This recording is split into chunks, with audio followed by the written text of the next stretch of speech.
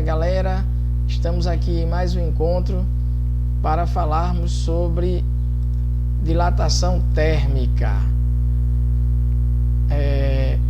Nesse nosso encontro, a gente vai dar sequência ao que a gente iniciou na última aula, onde a gente fez uma introdução à dilatação térmica dos sólidos. Futuramente a gente vai falar sobre dilatação térmica dos líquidos. Só para a gente lembrar, né?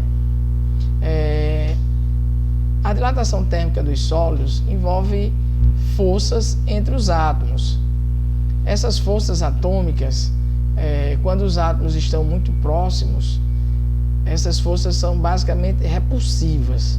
Se a gente lembrar, né, que os núcleos atômicos são compostos de partículas positivas, prótons e os nêutrons.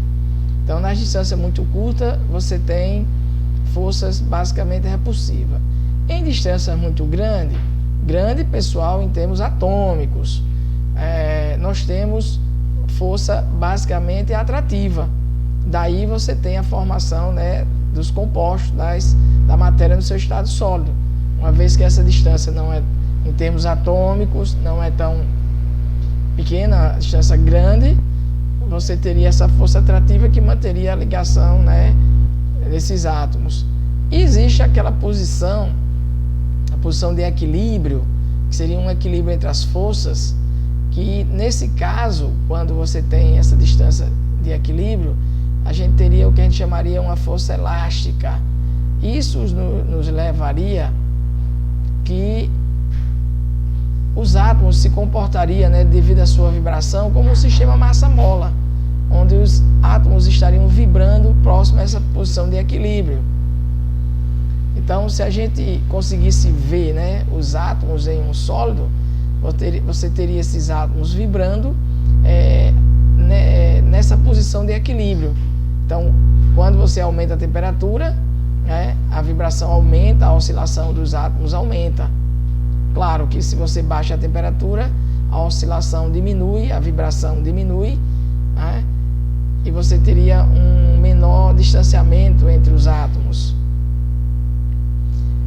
Se a gente pegar o que a gente chamaria de dilatação linear, pessoal, a dilatação, mudando aqui de slide, a gente pode dividir ela em três tipos: dilatação linear, superficial e volumétrica, tá? Essa separação da dilatação tem a ver com o formato do corpo. Então, se você tem um objeto comprido e fino, tipo um arame, um trilho, você teria uma dilatação linear. Porém, se você tiver uma chapa de um material onde você tem o comprimento e a largura relativamente grande, você teria uma dilatação superficial. E quando você tem um objeto que as três dimensões são relevantes, comprimento, largura e profundidade ou altura, você teria uma dilatação volumétrica, né? Então, essa separação que a gente faz é mais uma questão didática, porque todo objeto tem três dimensões e na hora que você se aquece, se dilatam as três dimensões. Porém, como eu falei, dependendo do formato do corpo, como as dilatações térmicas, gente, são uma coisa muito pequena, né? Geralmente se uma dimensão for pequena, você despreza aquela dilatação. Então, na hora que você tem um corpo que ele é fino e comprido, então o comprimento seria a única dilatação que você levaria mais em conta. Então, se a gente tiver uma dilatação linear, veja que na dilatação linear eu teria um comprimento inicial da barra, que a gente chama de Li, em alguns livros chama L0, numa certa temperatura inicial. Se você aquece essa barra, né, essa vibração entre os átomos aumenta, e ao aumentar o espaço entre os átomos, o objeto aumenta de tamanho. Então, se você aquece, por exemplo, temperatura final maior que a inicial, você tem um aumento do comprimento dessa barra. essa diferença entre o comprimento final e o inicial me dá a dilatação, que a gente está chamando de ΔL. Pessoal, só um lembrete, a gente colocou aqui essa dilatação bem exagerada, mas não esqueçam, a dilatação térmica é uma coisa muito pequena, na maioria das vezes nem dá para você perceber a olho nu, olhando rapidamente, então precisaria de um instrumento para medir, né? Só quando os objetos são bastante grandes é que dá para você perceber um aumento na dimensão do corpo, tá? Então, o que é que influencia na dilatação térmica? Primeiro, o tamanho do corpo, claro. Quanto mais átomos, na hora que você aquece, mais esses átomos vão se afastando, então aumenta a dilatação térmica. Outra coisa que é importantíssima é o tipo do material. Pelo tipo do material, se é ferro, cobre, ouro, prata, você vai ter um tipo de distanciamento entre os átomos, e aí isso é determinado pelo que a gente chama de coeficiente de dilatação. Então, cada material tem um coeficiente de dilatação. Existem materiais que se dilatam mais fáceis do que outros, né? Então, isso é definido por esse coeficiente de dilatação. E o outro aspecto que influencia na dilatação térmica é a mudança de temperatura do corpo. Claro, quanto mais eu aqueço, maior a vibração, maior o distanciamento entre os átomos. Se eu aquecer pouco, né, a agitação é menor, então o distanciamento dos átomos é menor, a dilatação térmica será menor. Então são esses três aspectos que contam na dilatação térmica: o tamanho do corpo, a dimensão, o tipo de material, que é representado pelo coeficiente de dilatação, e a mudança de temperatura, a variação de temperatura sofrida pelo corpo. Se a gente for calcular a dilatação térmica, pessoal, linear, a gente teria a dilatação, ΔL, é igual a L0, coeficiente de dilatação alfa, vezes ΔT. Então, ΔL me dá exatamente a dilatação que o material sofreu, tá? Como eu falei, ó, alguns livros chamam de L0. Na maioria das vezes vamos chamar de L0. E claro, ΔT é a variação de temperatura final menos inicial. No caso aqui, T menos T0. Ok? Pessoal, o que muda da dilatação linear para a superficial, basicamente é as dimensões envolvidas. Então, se você tiver a dilatação superficial, agora eu estou falando numa área. Então, a dilatação ΔA seria igual à área inicial, beta, veja só, aqui eu tenho o alfa, coeficiente de dilatação linear. Já o beta é coeficiente de dilatação superficial. Aí, ó, beta é igual a 2 alfa. Então, detalhe, se eu conheço o alfa do material, por exemplo, o alfa do ferro, automaticamente eu conheço o beta. Beta é 2 vezes alfa. Ok? Então, o que muda basicamente é isso. Em vez de ser comprimento, agora eu tenho uma área. Então, seria área inicial, beta, vezes a variação de temperatura. Já a dilatação volumétrica, a mesma lógica. Em vez de agora eu tenho as 3 dimensões, comprimento, largura e altura, né, relevantes.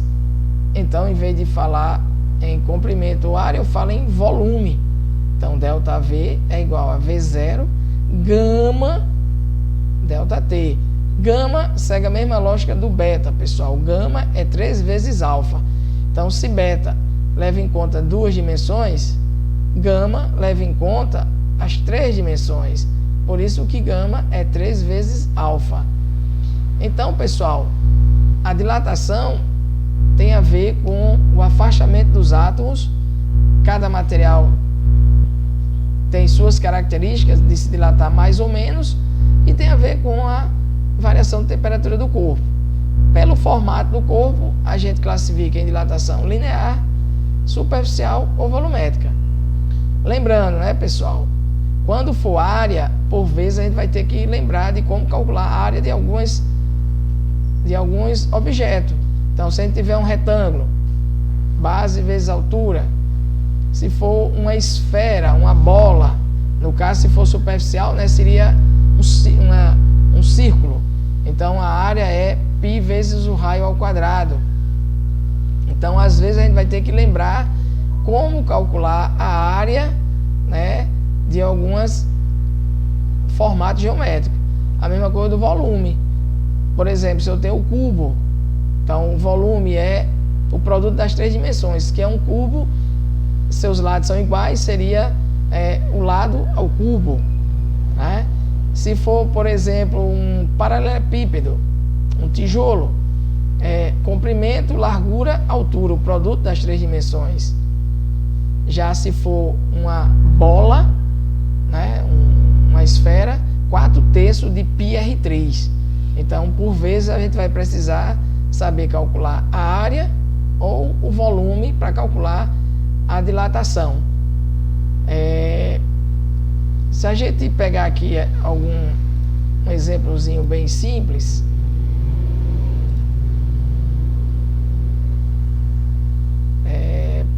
aqui eu tenho um exemplo, pessoal, de alguns coeficientes de dilatação do alfa do alumínio, o cobre.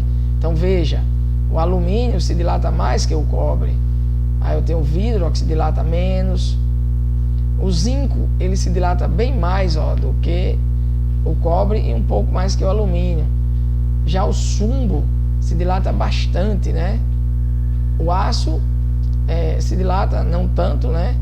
Mas também é bem expressiva a dilatação. Os metais, via de regra, se dilatam bem. Aqui eu tenho um exemplo, pessoal. Vamos a ele aqui.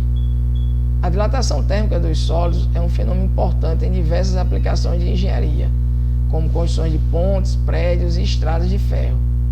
Considere o caso dos trilhos de trem serem de aço, cujo coeficiente de dilatação é alfa igual a 11 vezes 10 a menos 6, aqui é para estar trepadinho aqui, né?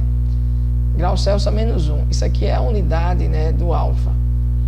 Se a 10 graus Celsius o comprimento de um trilho é de 30 metros, de quanto aumentaria, ou seja, qual a dilatação, o seu comprimento se a temperatura aumentasse para 40? Então veja, a temperatura era 10, aumentou para 40. Se era 10, aumentou para 40, então eu já sei o ΔT, final menos inicial, né? ΔT seria 30, ou seja, 40 menos 10, 30 graus. O comprimento inicial ele me deu 30 metros, o alfa ele deu. Então aqui é basicamente jogar na formulazinha do cálculo da dilatação. Então ΔL, que é o que ele quer, a dilatação, L0 alfa ΔT. L0 é 30, alfa ele nos deu, e ΔT será 30, né? Se você multiplicar 30 vezes 30, né, daqui vai dar 900. 30 vezes 30. Se você multiplica 900 por 11, vai dar 9.900 vezes 10 a menos 6. Então, o cálculo aqui seria 9.900 vezes 10 a menos 6. Veja que ele colocou 99, significa que ele andou a vírgula 2 casas para a esquerda, então ficou 99. Como ele andou 2 casas para a esquerda, né, 10 a 2 com 10 a menos 6 ficou 10 a menos 4 metros. Né? A unidade é metro porque o comprimento estava em metro. Se você quiser tirar essa notação científica, você vai andar a vírgula daqui 4 casas, né? Veja que ficaria 0,0099. Se eu andei 4 casas para a esquerda, 10 a quarta, com 10 a menos 4, elimina as potências, então 0,0099 metro.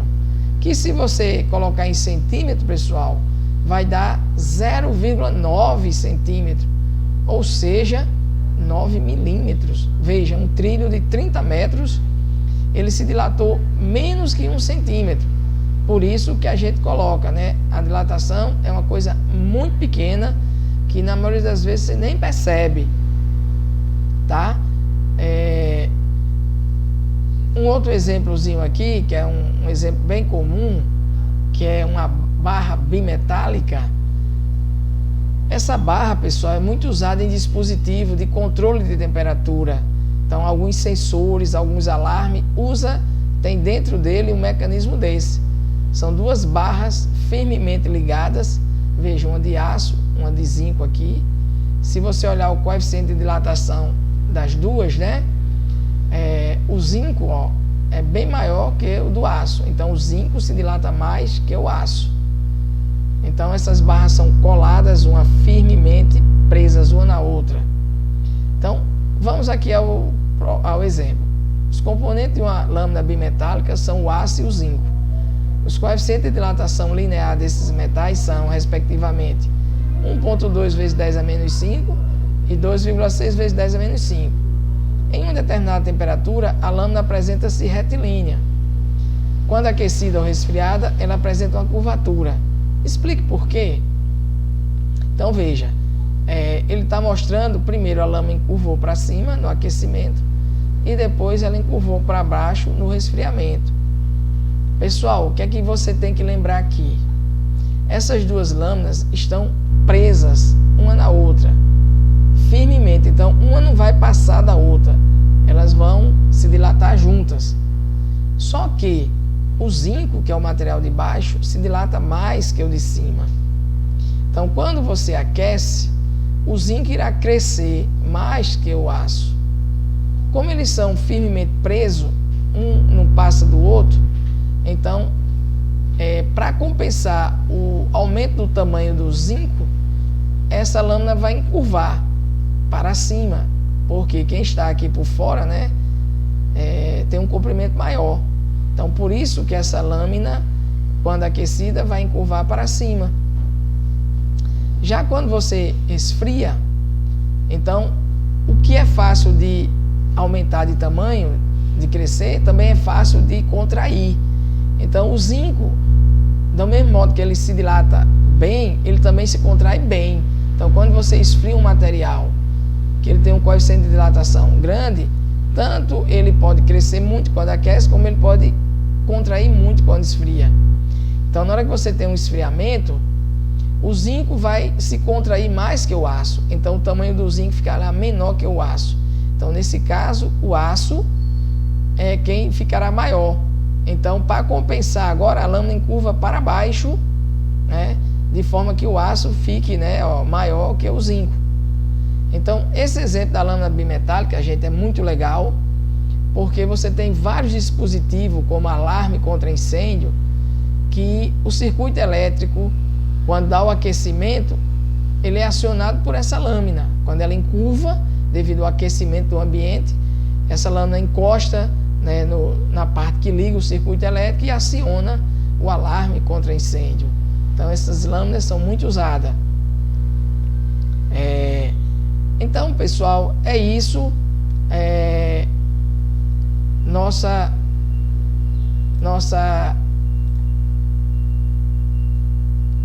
introduçãozinha à dilatação térmica dos sólidos é isso, e mais adiante a gente vai voltar a falar sobre dilatação dos líquidos, ok? É isso, galera, e até outra oportunidade.